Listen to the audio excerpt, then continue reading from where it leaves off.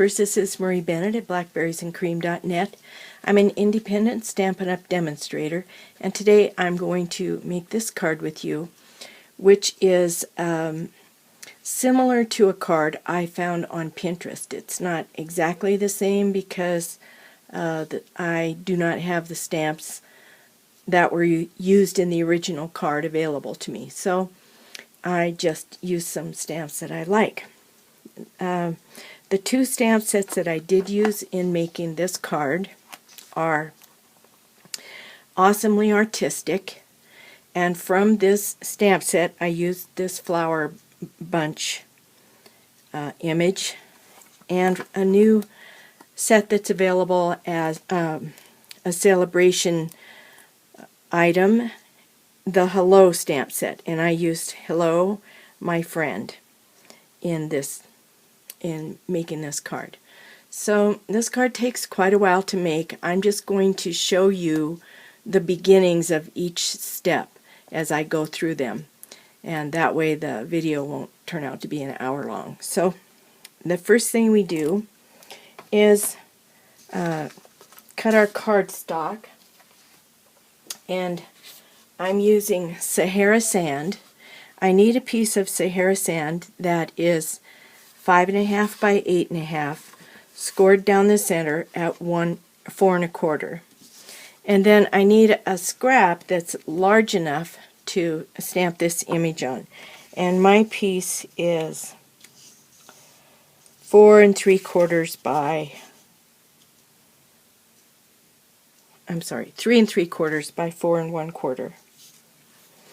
So the first thing I'm going to do using this flower image is ink it up with some Versamark clear embossing ink.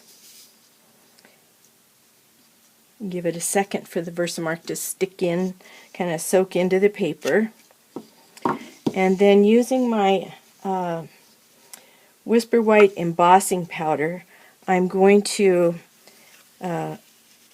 coat this image with powder, and then take it over to my heat gun and heat emboss. So now you can see that that image has been heat embossed on this piece of Sahara sand. The next thing I want to do is go through that same process on the card. To make sure I don't get my embossing ink or my embossing powder on the back side of the card, I'm going to mask it using this large Post-it note. So I just got it lined up with the crease really well and stick it down, and now I can stamp right on there and all of my image will stay on the front of the card. Before I start on the card, I'm going to use my embossing buddy and just kind of go over it very lightly, and that will keep little stray pieces of embossing powder from sticking to my card where I don't want it.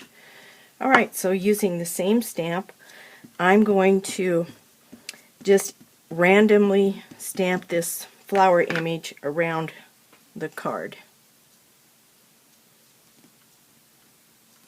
And each time I'm going to give it just a second to soak in.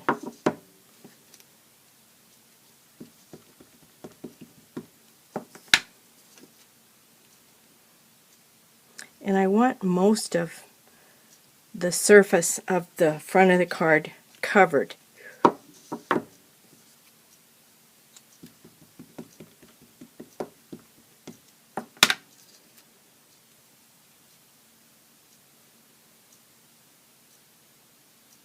You can kind of see where you've already stamped because it looks wet.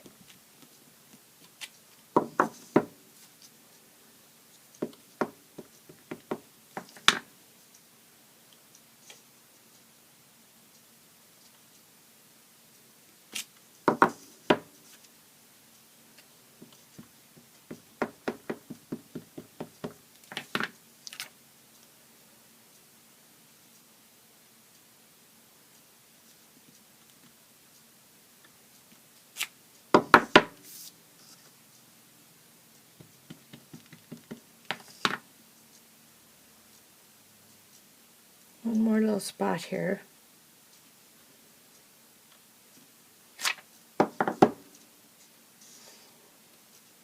Okay. So now I'm going to cover this in embossing powder and take it over to the embossing gun, and or the heat gun, whatever you call it. And then we'll be ready for the next step. So this is what the card looks like when you've finished embossing it. And you know, really that's very pretty all on its own. But the next step in creating the card I saw on Pinterest is to color the leaves and the flowers using your Stampin' Up markers. And on this card I used Blushing Bride for the large part of the petal, and then the darker shading was done with Calypso Coral. But today I'm going to try using Wisteria Wonder and Perfect Plum. So using my Perfect Plum, which is the darker of the two colors, I'm going to, on every flower petal, the petal of each blossom, I'm just going to make a little dark outline of the white streaks, I guess they're veins, that are in each petal.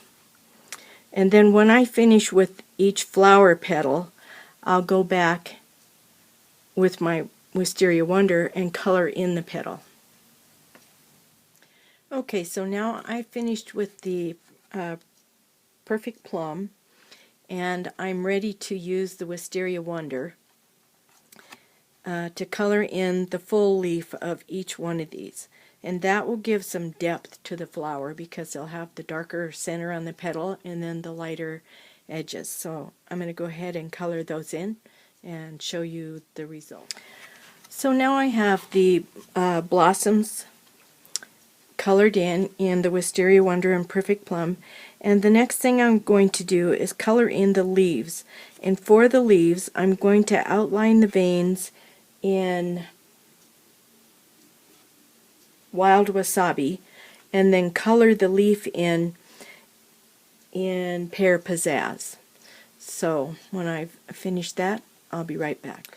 Okay, so I have finished all of the coloring, and I've colored in the flowers in Wisteria Wonder and Perfect Plum, and I colored in the leaves in Wild Wasabi and Pear Pizzazz. And then I went back with my crushed curry and colored the little center of each blossom.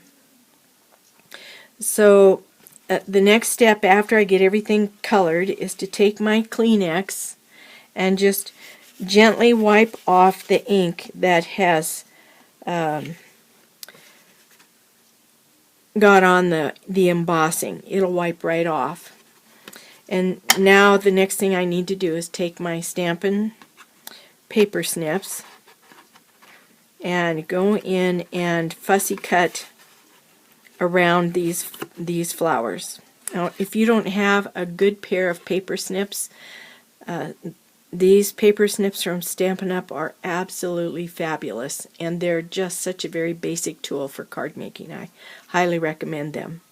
So if you need a pair, follow the link below this video to my online store and get yourself some paper snips. I think they're found in the store under the category Tools.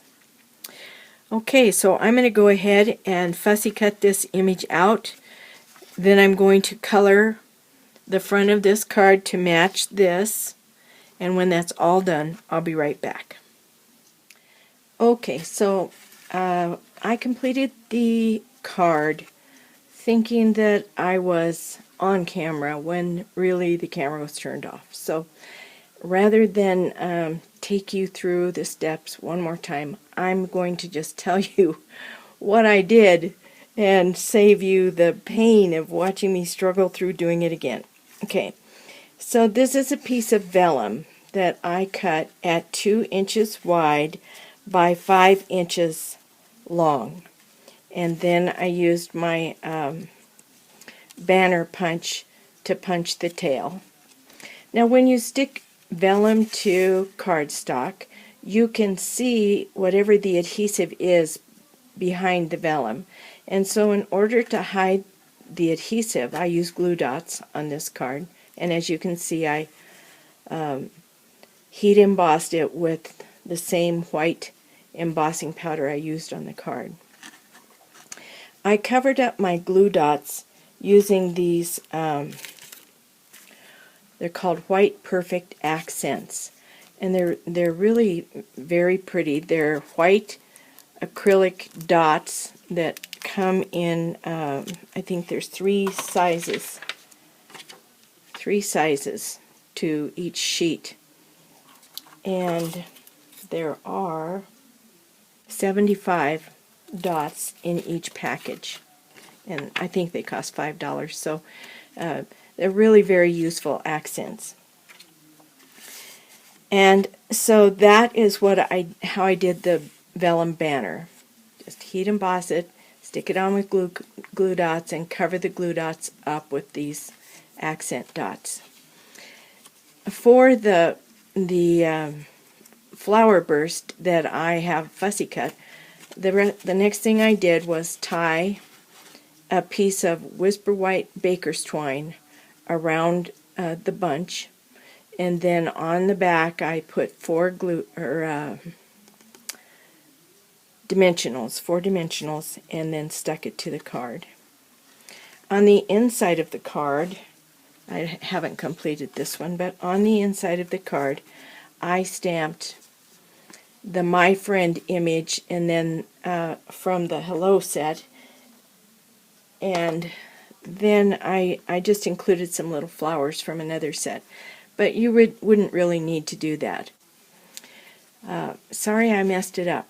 If you're interested in making this card, and you want to see what the original version of the card looked like, you can go to www.craftystampin.com, which is Linda Cullen's website, and take a look at her video. She also made a video demonstrating this technique, and hers is much better than this one because she turned the camera on while she was working. So thanks for watching. Happy stampin'. Bye.